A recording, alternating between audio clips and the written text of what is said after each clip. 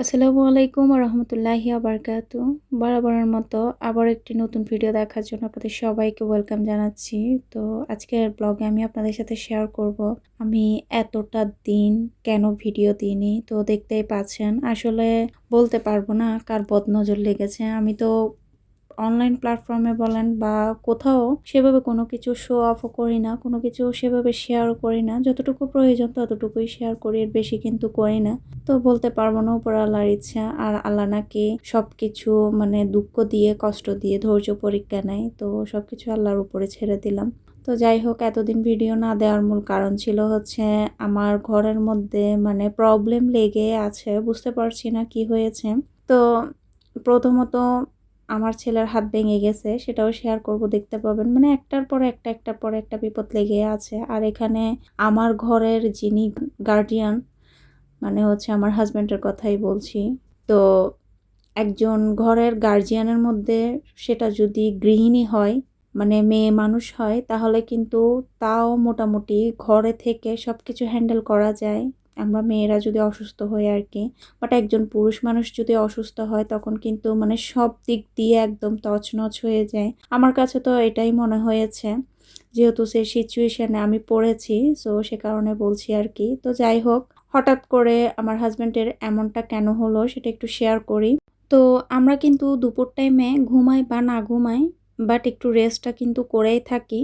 তো আমার হাজব্যান্ড কিন্তু বিগত প্রায় সপ্তাহ 10 দিন মতো মানে চলে যেত, কাস্টমাররা কল দিলে তো যেতে হতো আর কি। তো সে সেভাবে না ইয়াটা করেনি, মানে খেয়াল করেনি আর কি, যে তার শরীর এমনটা হয়ে যাবে। আসলে কেউ তো বলতে পারে না, তাই না? তো এমনভাবে দিন চলছে। আমি কিন্তু সবসময় তাকে মানে বলতাম যে এভাবে করিও না, এভাবে করো না, কারণ সবসময় কিন্তু আমরা দুপুরবেলা একটু রেস্ট করে থাকি, তো তুমি এভাবে করছো না। আর দ্বিতীয়ত হচ্ছে রাত জেগে থাকেও, হ্যাঁ। তো রাত জেগে জেগে ফোন দেখা যেটাকে বলা হয়, সেটা আসলে আমার নিজের অভ্যাসটা আছে।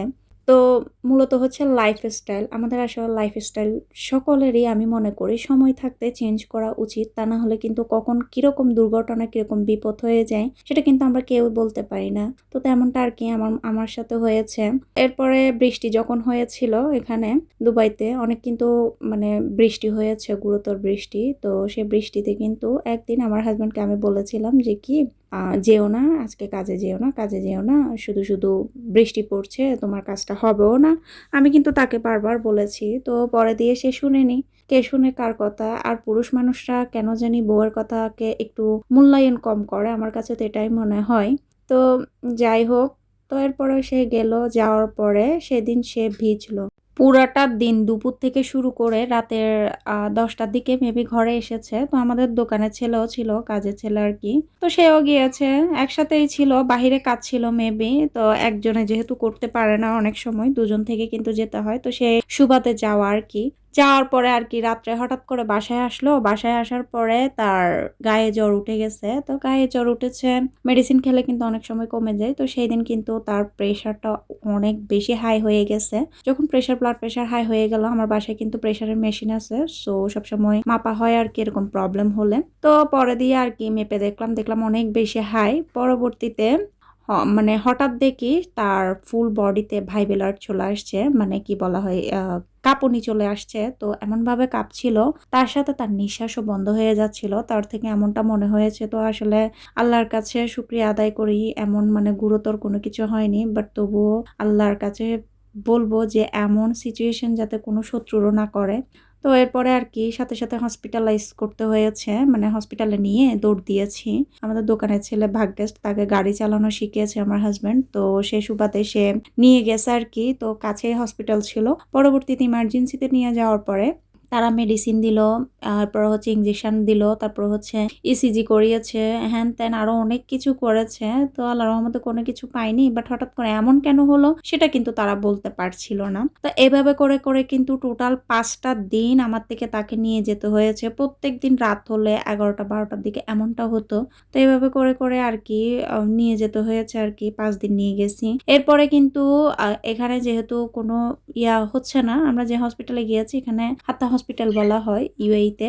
আমাদের বাসার পাশে। তো ওখানে কিন্তু মানে তারা মেডিসিন দিয়েছে, যে মেডিসিনটা সেটা খেয়ে আমার হাজবেন্ডের প্রায় 15 দিন থেকে 16 দিনের দিন আমরা অন্য ডক্টর দেখাতে গিয়েছি। অনেকদিন কিন্তু মেডিসিনগুলো খেয়েছে। তো তারা কিন্তু যে মেডিসিনটা দিয়েছে সে মেডিসিনটা, প্রেশারের মেডিসিনটা কিন্তু সচরাচর যাদের হার্টবিট বেশি থাকে তাদের জন্য। আর আমার হাজবেন্ডের কিন্তু হার্টবিটটা মোটামুটি ঠিকঠাক থাকে, তার জন্য ছিল অন্য একটা মেডিসিন।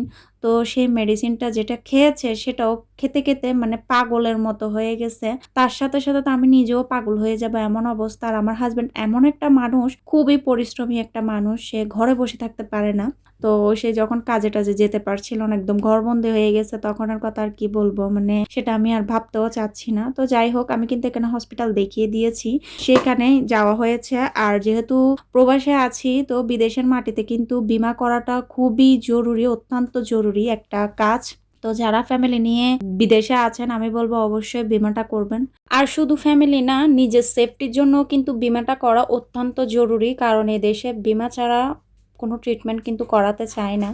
বীমা করে ফেললে কখন কিরকম বিপদ আসে কিন্তু বলা যায় না এদেশে, কারণ যেখানে যাই ডক্টর দেখাতে ফার্স্টে বীমা দেখবে। তো পরবর্তীতে আমার হাজবেন্ডের ইমার্জেন্সি বীমা করিয়ে তারপরে কিন্তু আমরা 15 দিন মতো পরে তারপরে কিন্তু গিয়েছি। তো একটা ডক্টর দেখিয়েছি, ইন্ডিয়ান ডক্টর, খুবই ভালো, এটা কার্ডিওলজিস্ট ডক্টর আর কি, হার্টের জন্য। তো সেখানে গিয়েছি, যাওয়ার পরে ওখানে দেখানোর পরে আর পরে মেডিসিন চেঞ্জ করে দিয়েছে। আর একটা জিনিস কি জানেন, ডক্টররা কিন্তু কিছু কিছু ডক্টর আছে মনের মধ্যে সাহস দেয়, আর সে মনের মধ্যে সাহস থাকলে কিন্তু অনেকেই মানে সুস্থতা ফিরে পায়। তো আলহামদুলিল্লাহ আমার হাজবেন্ডের তেমনটা হয়েছে, বাট ওর ব্লাডটা এত বেশি গাঢ় হয়ে গেছে, পার্পল কালারের মতো হয়ে গেছে, ওর ব্লাড বের হচ্ছিল না শরীর দিয়ে।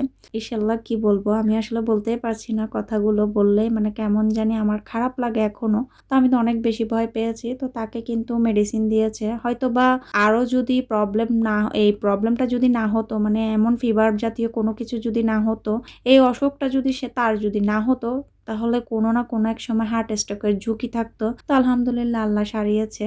আর উপর আল্লাহ নাকি ছোট বিপদ দিয়ে বড় বিপদগুলো কাটিয়ে দেয়, তো আমার ক্ষেত্রেও হয়তোবা সেটাই হয়েছে। এর আগে কিন্তু আমার ছেলের দেখেন হাত ভেঙে গেল, তারপরে কিন্তু সে আরো একটা কাণ্ড ঘটিয়ে ফেলেছে, বাচ্চা মানুষ। আমি কি বলা হয়, ফিল্টারওয়ালা কতগুলো বোতলের মধ্যে পানি নেয় পাম্প দিয়ে দিয়ে, তো সেখান থেকে পানি নিয়েছিলাম, বোতলটা আমি বাতিল করে দিয়েছি। এখন যেহেতু আর পানি বোতলে ঢেলে খাই না, বড় বোতলে ছোট বোতলে করে খাওয়া হয়, 1.5 লিটারি বোতল যেগুলো, সেগুলোতে আর কি। তো 5টা ফেলে দিলাম। সে কি করলো, এটা দিয়ে গুথাকে গালের ভেতরে একদম মানে একাকার করে ফেলেছে, সেখানে নিয়ে যেতে হয়েছে তাকে। প্রথমত হাত ভেঙে টানা অনেক দিন, প্রায় 10-15 দিন মতো তাকে নিয়ে আমার কষ্ট করতে হয়েছে, তাও কিন্তু হাতটা ঠিক হয়নি। এরপরে কিন্তু এগুলো মালিশ করে করে ঠিক করতে হয়েছে। তো বুঝতেই পারেন যে যেহেতু বিদেশে আছি, বিদেশে তো এমন প্রবলেম হয়, আর এরকম সিচুয়েশনে যারা পড়েছে তারা বুঝতে পারে যে কতটা কষ্ট এগুলো মেনটেন করা। যেহেতু আমার আশেপাশে কেউ নাই, বাসায়ও কেউ নাই, আমার থেকে সবকিছু হ্যান্ডেল করতে হয়েছে, তো কি আর করা, এগুলো আর কি, পাগল হয়ে যাব অবস্থা হয়ে গেছে। তো আসলে এই নিয়ে মন মানসিকতা কিচ্ছু ঠিক ছিল না, যার কারণে আমি আর ভিডিওই দিইনি। হ্যাঁ, শর্ট ভিডিও দিয়েছিলাম ছোট ছোট, বাট শর্ট ভিডিওতে সবকিছু শেয়ার করিনি, ইসলামিক ভিডিও দিয়েছি আর কি। তো যাই হোক, সবার দিনকাল কেমন চলছে, সবার কোরবানি ঈদ কেমন গেল অবশ্যই কমেন্ট করে জানাবেন। আর আলহামদুলিল্লাহ এখন মোটামুটি আমার বাচ্চা হাজবেন্ড দুজনই ভালো আছে, বাট আমি নিজেও কিন্তু অসুস্থ। তো ইনশাল্লাহ হয়তো বা দেশে যেতে পারি, এখনো জানি না, বাট একটু চিন্তা ভাবনা করছি আর কি, কখন যাবো এখনো জানি না। ইনশাল্লাহ গেলে আপনাদের সাথে শেয়ার করব। আসলে বিদেশের চাইতো নিজের দেশের ট্রিটমেন্টটা মানে ভাব প্রকাশ করে ট্রিটমেন্টটা ভালোভাবে করা যায়। আর বিদেশের মাটিতে আমার কাছে মনে হয় মানে বড়সড় রোগ হলে, বিশেষ করে যারা আমরা অন্য দেশের মানুষ আছি তাদের জন্য ঠিক না, কারণ সবকিছু দিয়ে আসলে মানে করা যায় না, পেরিয়ে আসা যায় না আর কি, হাঁপিয়ে পড়তে হয়। আর এদেশের মানুষ যেহেতু আছে, তাদের কিন্তু থেকে কোনো প্রবলেম হলে তারা বিভিন্ন দেশে কিন্তু পাঠিয়ে দেয় ভালো ভালো চিকিৎসার জন্য। সো এটা কিন্তু সরকারই করে, এদিক দিয়ে কিন্তু এদেশের সরকার অনেক ভালো, আমি তো এটাই বলবো। বাট আমাদের দেশের মানুষদের জন্য তার করবে না, তবুও অনেক কিছু ফেসিলিটি পেয়েছি যেহেতু গিয়েছি। প্রথম যখন ইমার্জেন্সিতে গিয়েছি সেরকম কিন্তু কোনো টাকা পয়সা নেয়নি ইমার্জেন্সিতে গেলে, বাট যখন 5 দিন মানে 5বার গেলাম, সেকেন্ড দিনও ঠিকঠাক, পরে তৃতীয় দিন থেকে টাকা দিতে হয়েছে। তো তবুও বীমা যেহেতু করা হয়েছে এত বেশি দিতে হয়নি, এই আর কি। তো যাই হোক, এখানে কথা বলতে বলতে আপনাদের সাথে আমি সাদা পোলাও করেছি, দেখতে পেলেন কিভাবে করলাম। পানি দিয়েছি বয়েল করে, এরপরে কিন্তু গোটা গরম মশলা, তার সাথে দুধ, কাঁচামরিচ, একটু তেল, এরপরে হচ্ছে চাল দিয়ে দিয়েছি, ভিজিয়ে রাখা চাল। এরপরে কিন্তু যখন হয়ে গেছে তার উপরে পেঁয়াজ বেরেস্তা আর ঘি দিয়েছিলাম। আর এপাশে হচ্ছে চিকেন কোরমা করছি। তো দেখতে পাচ্ছেন বেসিক কিছু মশলা দিয়ে করেছি, বেশি কিছু না। তো লাইফস্টাইলটা আসলে চেঞ্জ করা আমার কাছে মনে হয় সবারই উচিত।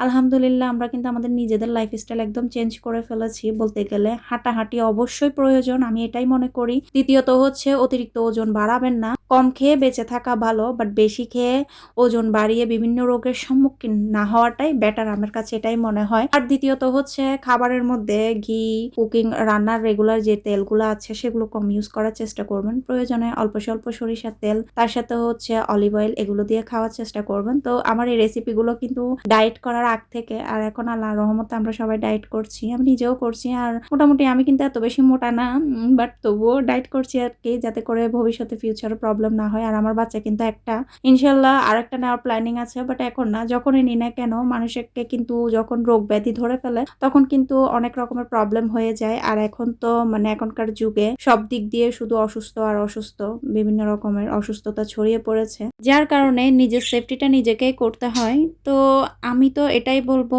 দয়া করে সবাই ফাস্ট ফুড কম খাবেন, মাসে একবার বা 2 মাসে একবার এরকম খেতে পারেন, বাট অলওয়েজ কিন্তু ফাস্ট ফুড খাবেন না। আমার হাজবেন্ড কিন্তু প্রচুর ফাস্ট ফুড খেত, যার কারণে ওর এমনটা হয়েছে। আর দ্বিতীয়ত হচ্ছে ওর রক্তটা না অনেক বেশি গাঢ় হয়ে গেছে, ওর কিন্তু হার্ট স্ট্রোক হওয়ার চান্সেস ছিল। তো ওই যে বললাম, আল্লাহ ছোট বিপদ দিয়ে বড় বিপদ কাটিয়ে দেয়। হয়তোবা আল্লাহ আমার আর আমার সন্তান আর আমার শাশুড়ি আম্মা, আমার আম্মু সবার দিকে তাকিয়ে, হয়তোবা তাদের দোয়াতে আর আমাদের দিকে তাকিয়ে আল্লাহ আমার হাজবেন্ডকে ভালো করে দিয়েছেন। তো এখনো কিন্তু আমার হাজবেন্ড পুরোপুরি সুস্থ হয়নি। তো ইনশাল্লাহ যদি দেশে যাই তাকে একটা ভালো ডক্টর দেখানোর চিন্তা ভাবনা আছে। আর আমাদের সবার থেকে আসলে ডক্টর দেখাতে হবে। তো আমি মনে করি সবারই বছরে একবার নিজের ফুল বডি চেক আপ করানো। আর যারা প্রবাসে আসছেন তাদের উদ্দেশ্যে বেশি বলবো, কারণ প্রবাসে যারা থাকে তারা একদম নিজের চেক আপ করাতে চায় না, বিশেষ করে পুরুষরা। তো এই তো কথা বলতে বলতে ভিডিও শেষ প্রান্তে চলে এসেছি। সবাইকে অনুরোধ করবো যারা নতুন আজকে চ্যানেলটা ভিজিট করছেন, প্লিজ ভিডিওর কোথাও কোনো অংশ ভালো লাগলে আমার এই ছোট্ট পরিবারের সদস্য হবেন চ্যানেলটা সাবস্ক্রাইব করে। আর যারা সবসময় ভিডিও দেখেন লাইক করতে ভুলে যান, প্লিজ একটি লাইক করে দিবেন। আজকের মতো বিদায় নিচ্ছি, সবাই ভালো থাকবেন। থ্যাংকস ফর ওয়াচিং, টাটা, আল্লাহ হাফেজ।